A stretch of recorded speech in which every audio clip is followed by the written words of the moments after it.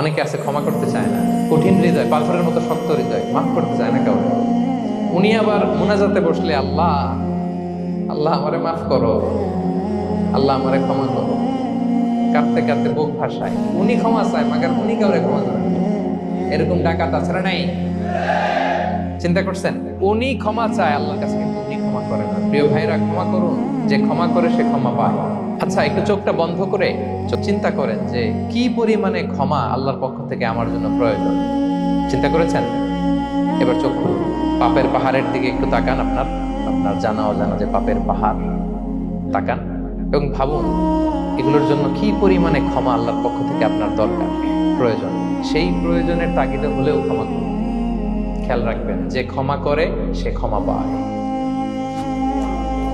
যে অন্যকে ক্ষমা করে না সে ক্ষমা পায় না। তাহলে আল্লাহর কাছে ক্ষমা চাওয়ার আগে আপনি আপনার পাশের লোকদেরকে ক্ষমা করবেন। পারা যাবে তো ইনশাআল্লাহ? ক্ষমা এটা সবাই করতে পারে না, এটা অনেক বড় মহৎ গুণ। যার হৃদয় বড় সে ক্ষমা করতে পারে।